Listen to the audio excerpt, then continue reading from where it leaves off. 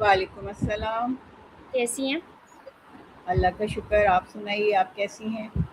अल्लाह का शुक्र है। अस्सलाम वालेकुम गाइस, आज हमें बेहद खुशी है कि हमारे साथ शोबा तालीम की एक नहायत ही बवक़ार, तजुर्बेकार और काबिल एहतराम शख्सियत मोहतरमा शाकरा वक़ार मौजूद हैं।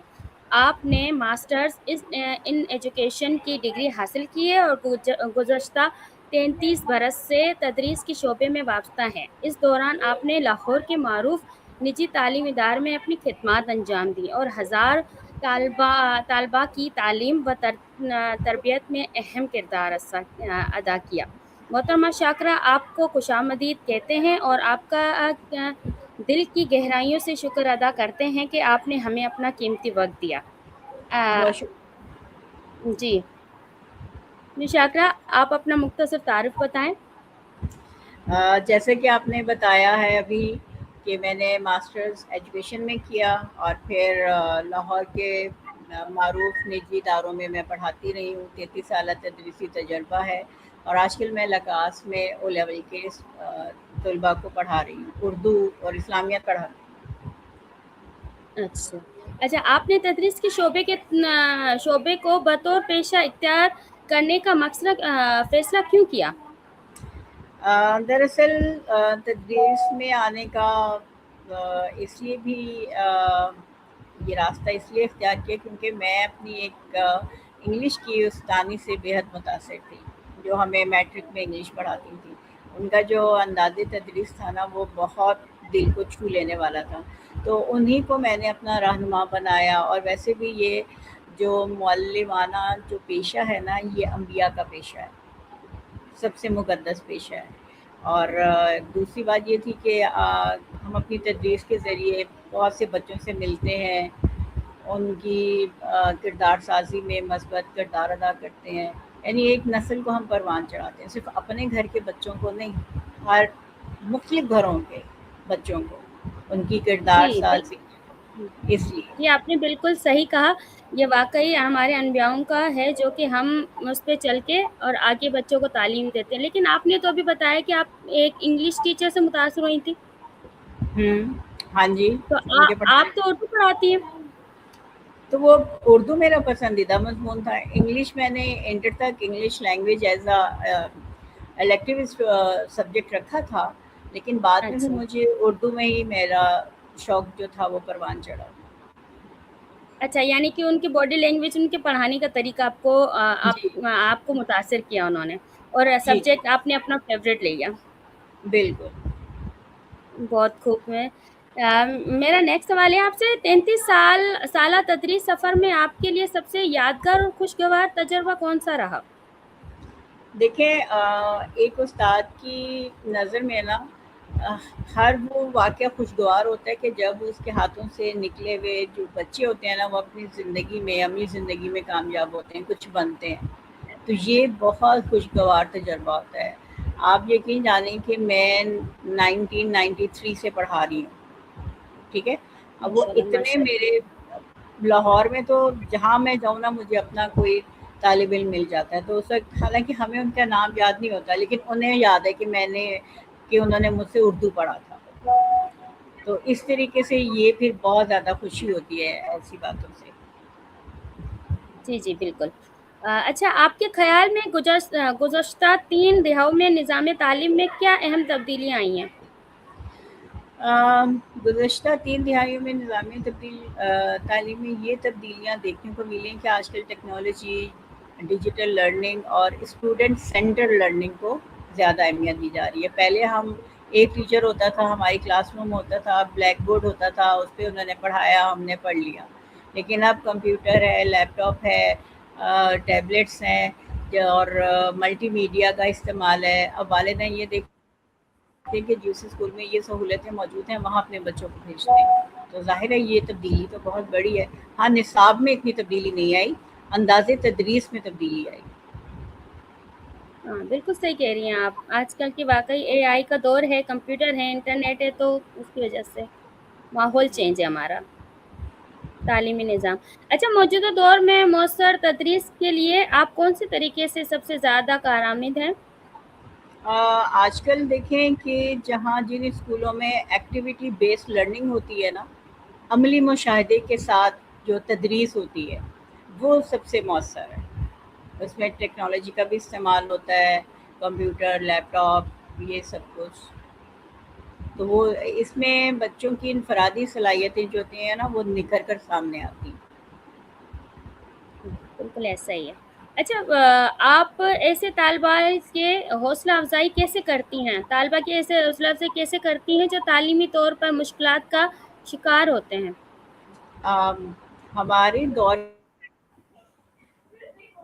کا سب سے بڑا المیہ یہ ہے کہ جو انگلش میڈیم میں اسکول، جو پرائیویٹ اسکول ہے نا، ان میں جو بچے آتے ہیں ان کی اردو بہت کمزور ہوتی ہے، ان کی املا، ان کی لکھائی. تو پھر ہمیں ان کو ایکسٹرا وقت دینا پڑتا ہے، ایکسٹرا کلاسز ہم لوگ لیتے ہیں ان کی کمزوریوں کو ختم کرنے کے لیے، اور اس طریقے سے پھر ان بچوں کو ساتھ لے کے چلتے ہیں.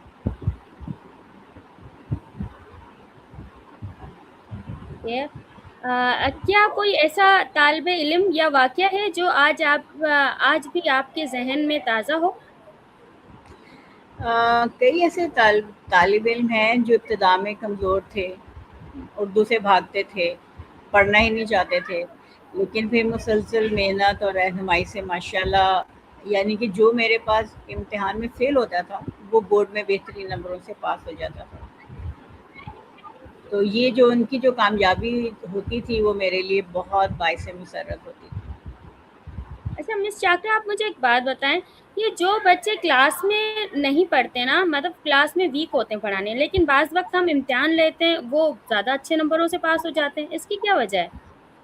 ایسے بچے نا شرارتی بھی ہوتے ہیں، جماعت میں وہ بیٹھے ضرور ہوتے ہیں لیکن ان کے ذہن میں شرارتیں چل رہی ہوتی ہیں، اور جی بالکل وہ ایسا ہی. کبھی ٹھیک ہے.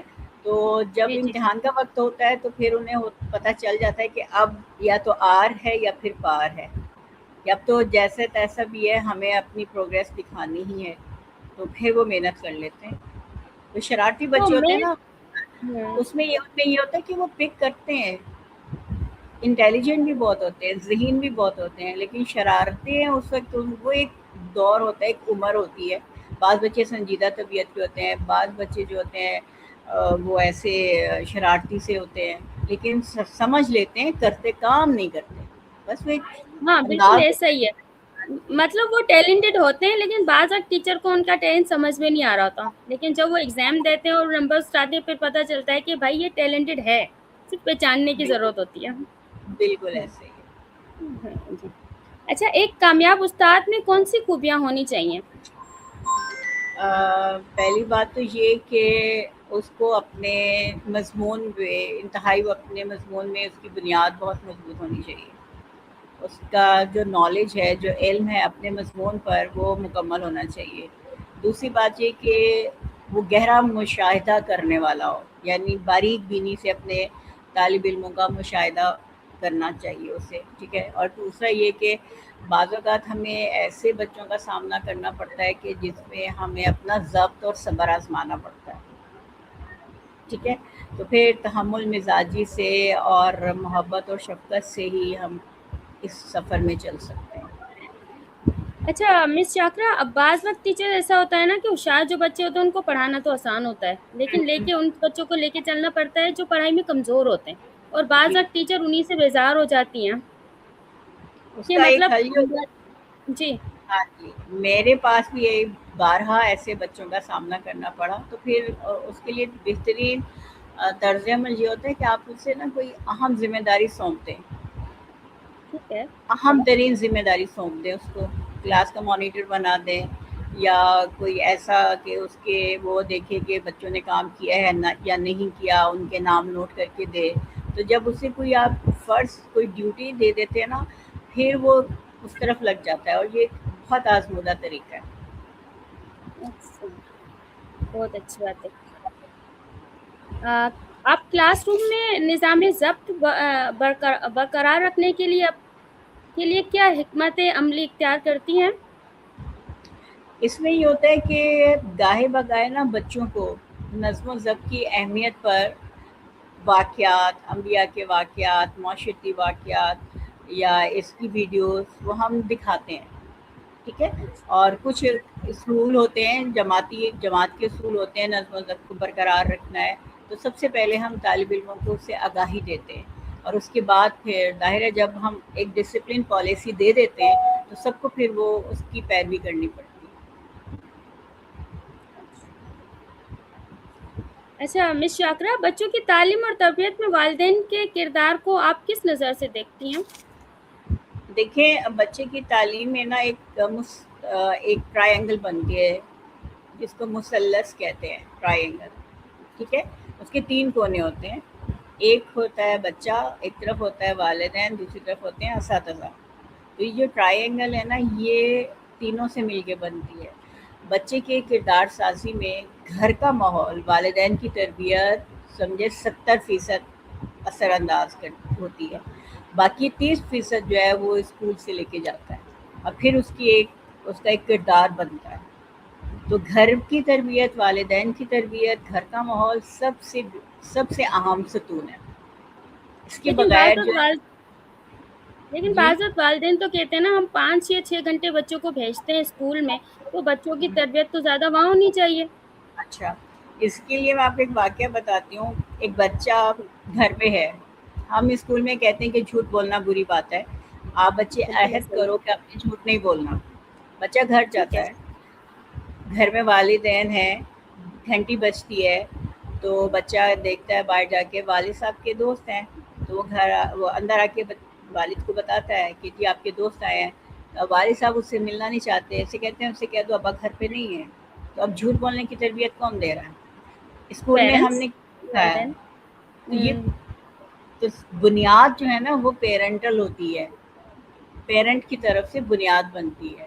لیکن میرے خیال سے بعض وقت پیرنٹ کو یہ علم میں نہیں ہوتا کہ ہم جو چیز کر رہے ہیں وہ بچے ہم سے ہی سیکھ رہے ایسا ہی ہے، بالکل ایسا ہی ہے، ایسا ہوتا ہے. ہیں. اچھا، جدید ٹیکنالوجی اور نئی تدریسیں کس طرح اپنانے کے بارے میں آپ کے کیا رائے ہے؟ دیکھیں جی، ہر وہ اسکول جہاں جدید ٹیکنالوجی کو اب ساتھ لے کے چل رہے ہیں وہ کامیاب ہیں، اور وہاں داخلے بھی بہت مشکل ہوتے ہیں. وہاں والدین کی خواہش بھی ہوتی ہے کہ ان کا بچہ اس ماحول میں تعلیم حاصل کرے. اور جن اسکولوں میں یہ چیز نہیں ہے وہاں ڈیفینیٹلی بچے نہیں جاتے، نہ ہی پیرنٹس لے کے جاتے ہیں. تو یہ ضروری ہے کہ جدید ٹیکنالوجی کو ساتھ لے کے چلنا چاہیے. اوکے. اچھا آپ بتائیں مس شاکرہ، نوجوانوں، اساتذہ یا تدریس کے شعبے میں آنے والے افراد کو آپ کیا مشورہ دینا چاہیں گی؟ ایسے نوجوان جو مستقبل میں تدریس کے شعبے کو اپنانا چاہتے ہیں، انہیں اپنے مضمون میں بے انتہا علم حاصل کرنا ہے، اسے ہر طرح سے گرپ کرنی، جسے کہنا چاہیے نا، کہ کوئی بھی چیز ان کی نگاہوں سے اوجھل نہ رہے جس مضمون کو وہ پڑھانا چاہتے ہیں. اور اس تدریسی سفر میں آپ کو نظم و ضبط برقرار رکھنے کے لیے لگن، محنت اور ضبط، خود پہ کنٹرول، سیلف کنٹرول جسے کہتے ہیں، کیونکہ بعض اوقات ایسے حالات ہو جاتے ہیں کہ آپ اپنا سیلف کنٹرول کھو دیتے ہیں، لیکن اس وقت بہت ضرورت ہوتی ہے. تو ان چیزوں کو اپنانا چاہیے. اچھا مس شاکرہ، آپ کے خیال میں آج کے نظامی تعلیم کو سب سے بڑے چیلنجز کون سے چیلنجز کو سامنا کرنا پڑتا ہے؟ دیکھیں، ٹیکنالوجی کا دور ہے، ہر ایک بچے کے ہاتھ میں موبائل ہے، ٹیب ہے، لیپ ٹاپ ہے. ٹھیک ہے. اور نیٹ نے رہی سی کسر بھی ختم کر دی ہے. بالکل اب یہ ایسا ہی. دیکھیں کہ بچہ جو ہے نا وہ اپنی عمر سے بڑھ کے اویئرنیس حاصل کر رہا ہے ان میڈیا سے. ضرورت اس بات کی کہ پیرنٹل کنٹرول ہونا چاہیے، والدین کی سرپرستی ہونی چاہیے کہ بچہ کیا دیکھ رہا ہے، کس طرح استعمال کر رہا ہے. ٹھیک ہے.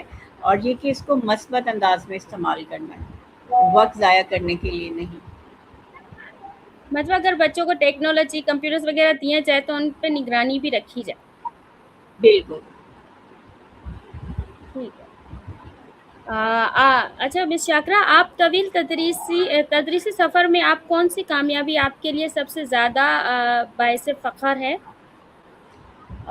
سب سے زیادہ مجھے فخر اس وقت محسوس ہوتا ہے جب میرے ہاتھوں سے پڑھے ہوئے بچے عملی زندگی میں کامیاب ہوتے ہیں، اور کہیں نہ کہیں میرا ان سے سامنا ہوتا ہے، اور وہ مجھے یاد دلاتے ہیں کہ ہم نے، یعنی کہ انہوں نے مجھ سے پڑھا ہوا ہے. उस वक़्त वो एक फ़ख्र का लम्हा होता है। बिल्कुल ऐसा ही है।